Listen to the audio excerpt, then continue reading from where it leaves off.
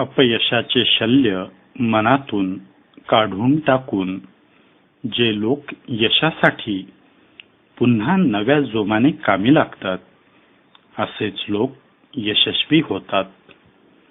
पहिल्याच प्रयत्नात यश तुमच्या गळ्यात माळ घालेल अशी भाबडी आशा बाळगू नका. अपयश पचविण्याची क्षमता तुमच्यात विकसित करा. तुम्हाला जर अपयशावर मात करायची असेल तर तुम्ही स्वतःला यश आणि अपयशाच्या मध्ये ठेवू नका. यशाच्या आराखड्याची सुरुवात तुमच्यापासून होऊ द्या. तुमच्यानंतर अपयश आणि त्यानंतर यश ठेवा.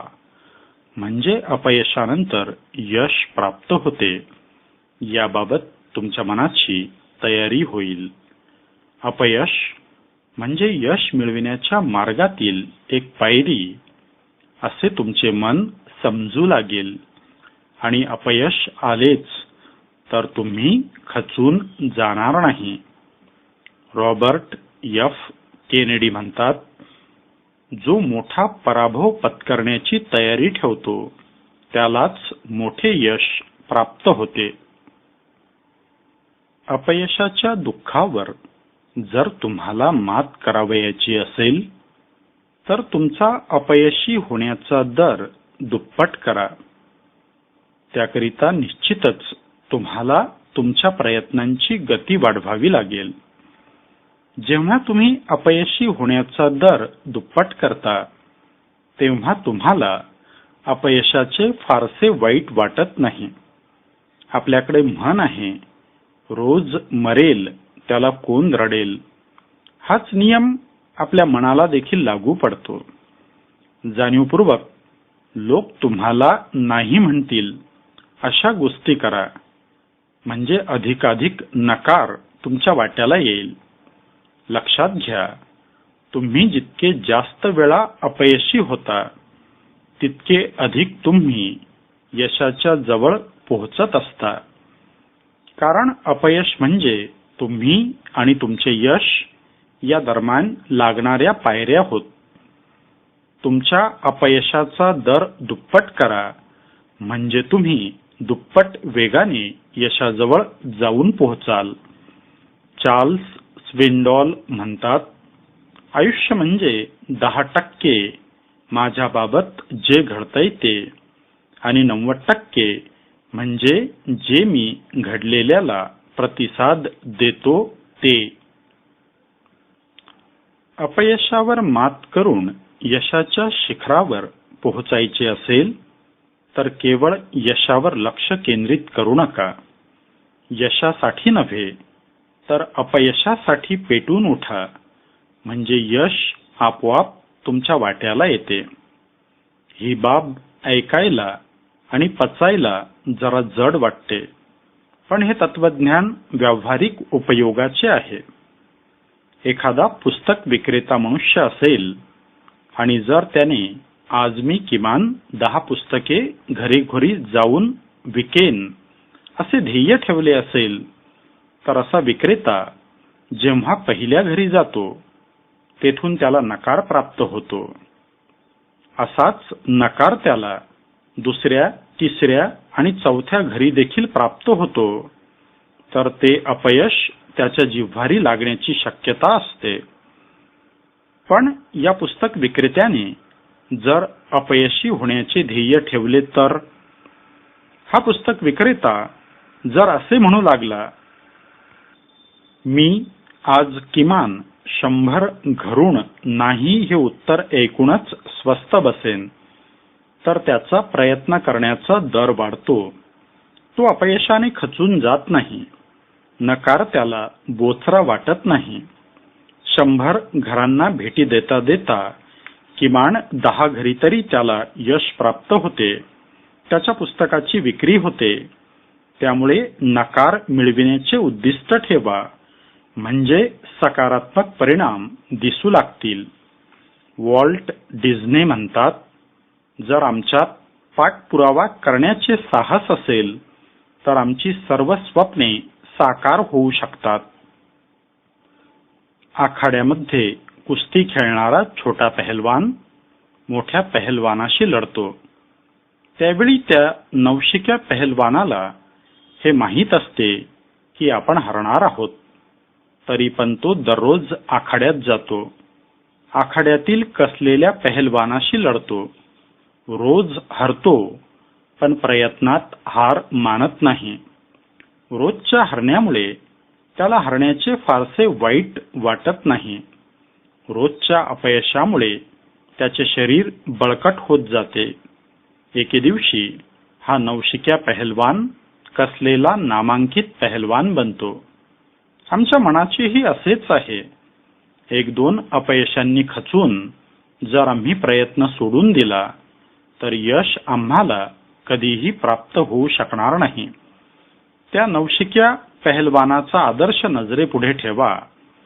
अपयशानंतर अपयश प्राप्त करून अपयश पचवायला शिका. प्रत्येक अपयशानंतर पुन्हा जोमाने उभे राहा.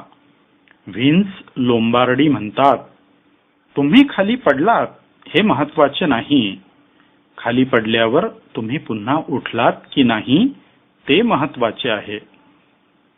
यश आले की आपण यशाचा उत्सव साजरा करतो. त्याचप्रमाणे अपयश देखील साजरे करायला शिकले पाहिजे. मला यश प्राप्त नाही झाले म्हणून काय झाले, माझा प्रयत्न तर प्रामाणिक होता असे म्हणून अपयश साजरे करा. प्रत्येक अपयशानंतर स्वतःला एक छोटेसे बक्षीस द्या. अपयश साजरा करण्याच्या सवयीमुळे तुम्ही पराभव मनाला लावून घेत नाही. स्वतःला आरोपीच्या पिंजऱ्यात उभे करत नाही. उलट अपयशावर तुम्ही अधिकाधिक चिंतन करू शकता. पुढील प्रयत्नासाठी सज्ज होऊ शकता. त्यामुळे यशासारखेच अपयशाचे स्वागत करा. अपयश साजरे करा. ॲमॉस ब्रॉन्सन अल्कॉर्ट म्हणतात, आयुष्यातील सर्वोत्कृष्ट धडे यशातून नव्हे तर चुकीच्या साहसातून प्राप्त होतात. यशस्वी व्हायचे असेल तर पराभवावर मात करायला शिका. विन्स्टन चर्चिल म्हणतात, उत्साह आटू न देता पराभवानंतर पराभव सहन करणे म्हणजे यश होय. ज्याचे अंगी पराभव सहन करण्याचे सामर्थ्य असते असाच व्यक्ती यशस्वी होतो. जर यश 10व्या पायरीवर असेल तर पहिल्या 9 पायऱ्या म्हणजे जणू अपयश. परंतु या पहिल्या 9 पायऱ्या चढल्याशिवाय यशाच्या 10व्या पायरीपर्यंत पोहोचता येत नाही. त्यामुळे ज्याला यशस्वी व्हायचे असेल त्याने पराभवाची चव चाखण्याची तयारी ठेवलीच पाहिजे. कोणत्याही यशस्वी विक्रेत्याच्या अंगी पराभव सहन करण्याची शक्ती असते. कोणत्याही विक्रेत्याकडे काळजीपूर्वक पहा. विक्रेता 10 लोकांना भेटत असेल तर 10 पैकी एखादाच त्याच्याकडून वस्तूची खरेदी करतो. बाकीचे 9 जण त्याला नकार देतात.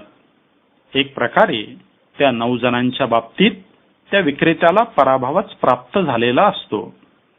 परंतु हा विक्रेता नाव उमेद होत नाही, पराभवाने खचून जात नाही आणि आपले प्रयत्न सुरूच ठेवतो.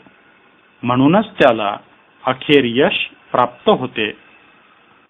हरिवंशराय बच्चन यांची मुंगीबाबतची कविता आपण सर्वांनी ऐकलेली आहे.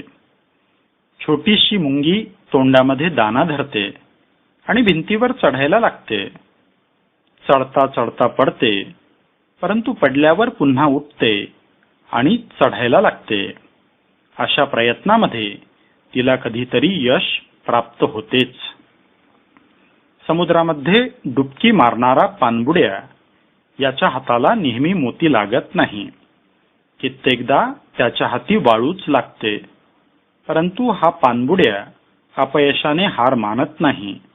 तो सातत्याने आपले प्रयत्न सुरू ठेवतो आणि म्हणूनच त्याच्या हाताला मोती गवसल्याशिवाय राहत नाही. गुरु ठाकूर त्यांच्या कवितेमध्ये असे म्हणतात, असे जगावे छाताडावर आव्हानांचे लावून अत्तर, नजर रोखुनी नजरेमध्ये आयुष्याला द्यावे उत्तर. नको गुलामी नक्षत्रांची, भीती आंधळी ताऱ्यांची, आयुष्याला भिडतानाही मौज करावी स्वप्नांची. आमच्या मनामध्ये कशाचीही भीती नको, पराभवाची तर मुळीच नको. आव्हानांना उत्तर देण्यासाठी आम्ही सदैव तयार असले पाहिजे. दिवाळीत लोक साफसफाई करत असताना कोळिस्तके काढून टाकतात. आपल्या सर्वांच्या लक्षात आलेच असेल की कोळी पुन्हा ती जाळी विणायला लागतो आणि आपले प्रयत्न सुरूच ठेवतो. अपयशाला दाद देत नाही. खरे पाहिले तर कीटकांना पकडण्यासाठी कोळी आपले जाळे विणत असतो. मनुष्य अनावधानाने किंवा प्रयत्नपूर्वक ती जाळी काढून टाकतो, परंतु जाळे विणणारा कोळी हार मानत नाही. तो आपले जाळे विणतच राहतो. पूर्वीच्या पराभवाच्या धक्क्याने खचून जात नाही. कधीतरी त्याच्या जाळ्यामध्ये कीटक अडकतो आणि त्याला यश प्राप्त होते. नेपोलियन हिल म्हणतात, संयम, सातत्य आणि श्रम यांच्या मिश्रणातून यशासाठी लागणारे अद्भुत रसायन तयार होते. आपल्याला असे कित्येक लेखक पाहावयास मिळतील. त्यांच्या साहित्यकृती उत्तम होत्या, परंतु त्यांना प्रकाशक सापडत नव्हता. आज या प्रकाशकाकडे जा, उद्या त्या प्रकाशकाकडे जा आणि जेथे जावे तेथून केवळ नकारच ऐकायला मिळावा. पण अखेर त्यांना प्रकाशक मिळाला आणि त्यांची साहित्यकृती प्रसिद्ध झाली. त्यांचे साहित्य लोकप्रिय झाले. ते यशाच्या शिखरावर जाऊन पोहोचलेत. पहिल्या 1-2 नकाराने ते खचून गेले असते तर यश त्यांना कधीच मिळू शकले नसते. अपयश आणि नकाराने खचून जाऊ नका. प्रयत्नात सातत्य ठेवा. पराभवावर मात करून यशस्वी व्हा. जेथे व्यक्ती पराभवाने खचून जातो, जेथे यशाचा मार्ग खंडित होतो आणि जो व्यक्ती पराभवाच्या दणक्यांनी खचून जात नाही, तो यशाच्या शिखरावर जाऊन पोहोचतो. एडिसनने बल्बचा शोध लावला. त्याकरिता एडिसनला 1000 प्रयोग करावे लागले. 999 प्रयोगामध्ये एडिसन अयशस्वी झाला, पण एडिसन अपयशाने खचून गेला नाही. थॉमस अल्वा एडिसन म्हणतो, मी 1000दा अपयशी झालो नाही. मी अपयशी होण्याचे 1000 मार्ग शोधून काढलेत. आज आपल्या आजूबाजूला मुले 10वी मध्ये नापास झाली किंवा 12वी मध्ये नापास झाली, इतकेच काय कमी गुण मिळाले म्हणून देखील आत्महत्या करताना दिसतात. पराभवाने खचून जाण्याची ही मानसिकता आपण टाकून दिली पाहिजे. 1000 वेळा पराभव होऊनही एडिसन हार मानत नाही. म्हणून 1-2 वेळेस नापास झाले म्हणून काय जीव द्यायचा? पुरंदरच्या तहामध्ये शिवाजी महाराजांनी सुमारे 23 किल्ले गमावले, परंतु शिवाजी महाराजांनी हार मानली नाही. औरंगजेबाच्या कोठडीतून सुटून आल्यानंतर महाराजांनी हे किल्ले परत घेण्याचा सपाटा लावला आणि गेलेले किल्ले जिंकून परत घेतले. महाभारतामध्ये पांडव द्यूतात सर्व काही हरले. त्यांच्या वाट्याला वनवास आला, परंतु तरीही त्यांनी मनाने हार मानली नाही.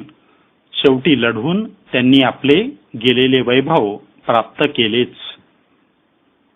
अब्राहम लिंकनला आयुष्यात सातत्याने अपयश आले. पत्नीचे दुःख सहन करावे लागले. व्यवसायात खोट आली.